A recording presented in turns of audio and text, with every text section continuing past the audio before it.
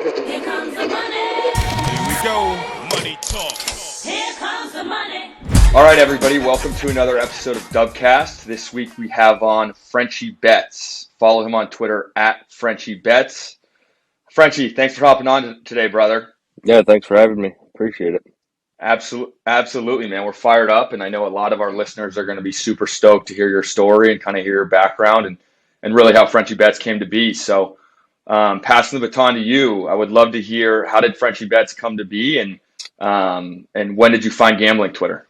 It came to be, I've been doing fantasy football, pretty high-end fantasy football for probably 15 years. So kind of became the fantasy guy, all my friends, everyone always asking me for fantasy advice. And then I dabbled in gambling a little bit. And then once it became legal in Michigan, I just kind of ran with that and do a ton of player props, just because all my research and that's what my background is fantasy. So player props, essentially the same thing as, who do you think's going to score a touchdown, get 100 yards, along the same line of thinking. And Absolutely.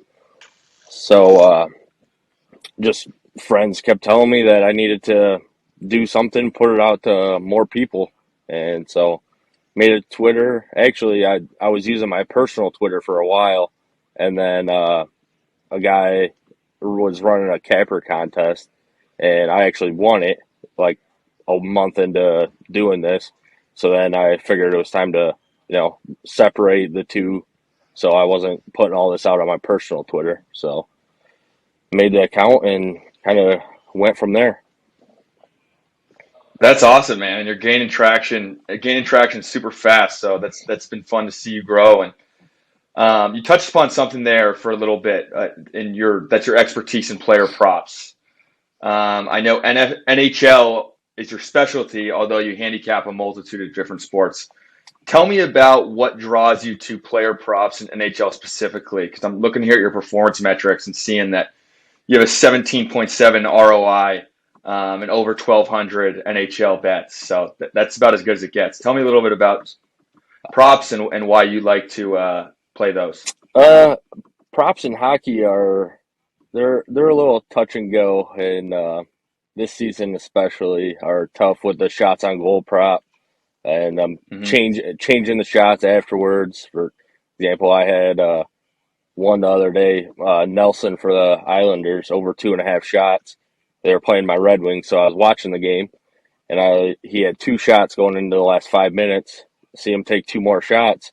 So look at the stats, has 4 shots. Went and checked my bet about an hour later, and they changed it back to only 2 shots. Oh, So it's a little brutal. tough with that. But I played hockey since I was 3 years old, so that's kind of my love is in hockey. So started just, Yeah, that's awesome. I feel like I got a good eye for everything in hockey. A lot of people just look at numbers and not necessarily everything that's going on. It is humans playing, so back to backs, how far they're traveling. If a coach just got fired that nobody liked on the team, there's a lot of things that go into it. So I find myself, I take quite a bit of pretty big underdogs if I feel like they're in a good spot in hockey.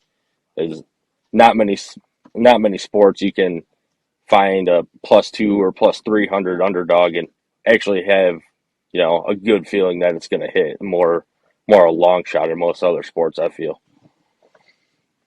Yeah, that's super interesting. And so I actually had two questions. I'll start with this one. When you are analyzing a game and you're bringing in all these factors, travel, what the recent schedule's been, coaches getting fired, players getting released, whatever it may be, how do you leverage that information on a daily basis? Are you just scouring newspapers? What's the best way? Scouring the internet, whatever it may be. Yeah, What's the best way for you to gather that information? with Twitter. Twitter's the quickest source for news for anything. Any news that breaks, most likely you're going to see it on Twitter before you're going to see it on TV or anything like that. News articles, because Twitter's so quick. You can send a tweet out in 5 seconds of a guy getting hurt or, whatever it may be. So just Yeah, searching through NHL Twitter. beautiful. And another question that I had with something that you mentioned earlier being your background in hockey. I feel like that's a common theme amongst handicappers that I've spoken to is that they had played the best sport that they are at handicapping, they generally played, whether it be in grade school, in high school, in college, even professionally. How does that knowledge and that background that you have when it comes to hockey help you handicap to this tremendous 17.7% ROI over 1,200 bets? Just a feel for the game, I guess. It's I don't really know how to explain it. Just because I have passion for the game and watch as many games. Just got I just finished my garage into a bar, so I got 3 TVs out there. So usually I Awesome. got 3 games on there, a game on the iPad. So just trying to consume as much as I can and pick up on how guys play in certain situations. And First of all, you sound like a student of the game. You having 3 TVs set up, and I'm jealous of your new bar, by the way. But having 3 TVs, having the iPad, I mean, you're consuming as much of the game as possible, and that kind of speaks to, in some ways, to the value of tailing a handicapper. In the past, were you ever somebody that was tailing a handicapper? And can you speak to kind of the importance of doing so on a consistent basis if you're looking to find profitability? I personally never really did, but I think there's great value in tailing someone that's consistent. Just because if you're bouncing around, it's hard to catch people on their hot streaks. If any capper tells you that they haven't went cold for a little while, they're lying. So yeah, you got to ride through the cold wave to get to the hot streak. To start the NHL season, I was on fire. Then I went a week or two that I was pretty cold, and now it's trending back up. So if you're bouncing from capper to capper every time someone gets cold, you might just keep taking cold streaks from 5 different guys. Isn't going to help you. Yeah, it's kind of like the stock market. Everybody's getting in. If you get in at its hottest point, right, you're bound to catch a little downfall. Yep. And so speaking about tailing handicappers, kind of what got you interested in Dub Club and how are you liking your experience with the platform so far? I love it so far.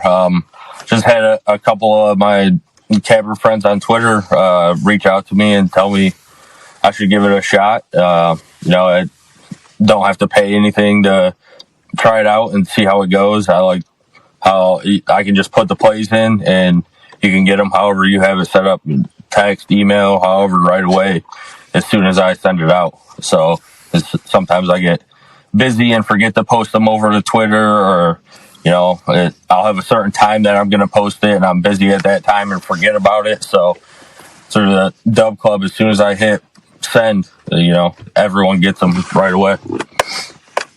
Yeah, that's awesome. That's the power of real-time delivery. I'm sure your subscribers have cashed in on some closing line value thanks to that. So, oh yeah, that's a big thing too, especially with player props, and more and more people are doing it. So I get a line at plus 100, and by the time I check it close to game time, it's minus 140. It might not seem like a big deal for that one bet, but if you're, if there's 5 or 10 of those a week that you're doing, that's quite a bit of profit lost. Yeah, that's a really interesting point. I never thought about that because you play a minus 115 versus minus 105. And you don't really think much of it, especially if you have smaller units. It's only a handful of bucks, maybe even a handful of cents. But right. If you're doing it multiple times a week, it really starts to add up. Absolutely. Frenchie, question for you. What is your advice to newcomers in the betting industry on how to maintain profitability? I've looked at your performance metrics. You're profitable across damn near every sport. How do you do it? Just stay consistent, and you got to fight through those bad days and take days off if you need it. I'm big out. Go hard for 2 months straight every day, putting out 10, 15 picks a day, and then I'll just feel like I need a reset day and take a day off and just enjoy watching the sports instead of having something on the line. Yeah. Does it ever feel like a job for you when you're have action on 3 or 4 different games and you're sweating out bets, or do you love it? Yeah, a little bit of both. Yeah, most of the time I love it, but sometimes it does feel more like a job. But for the most part, that when I get that feeling, that's when I'll take my day off to reset. Yeah, that's awesome. Well, it's one segment of the show that our listeners love is hearing handicappers' favorite cashes or worst beats. You being a player prop better, and I've seen a fair amount of your slates. I saw you miss 2 parlays by 1 leg, 2 5-leggers by 1 leg. That's tough. Yeah. Are there any big winners that come to mind, or bad beats that come to mind? Probably the worst one that I'll always remember is like in March last year during basketball season. I had a 25 leg. I think it had 9 same game parlays in it. 25 leg to win 50 grand, and I missed by PJ Washington. He was 4 points short. Oh my God! He was 1 missed 3. He was almost there at halftime. He was like 75% of the way there, and then just didn't do anything in the second half. That's wild. Well, good thing you got a lot of time to win one of those. Yeah. But that's definitely, you always forget the worst ones. You the bad beats. You don't remember the big winners quite as much. Yeah, absolutely. Yeah, that's another going back to sticking with a capper and someone reliable. You know, a lot of people like to just throw out those 25 leg parlays as their only bets, and that's what they want you to do that. They make money off parlays. So if you're staying consistent with someone and get profitability, then you can throw out those long shot parlays with $5 on them, and it's not going to affect you. Yep. That's a great point. I mean, there are a lot of big buildings in Vegas, and that's for a reason. Right. 90% of their rake comes in off of parlays or something crazy like that. Mm-hmm. So that's all awesome advice. Frenchie, thank you very much for taking the time, brother. Really appreciate you coming on. Go follow Frenchie at Frenchie Bets on Twitter, at Frenchie Bets, IE ending. So, Frenchie, once again, man, always a pleasure. Go follow his Dub Club and keep cashing with him. Appreciate it. Thanks for having me.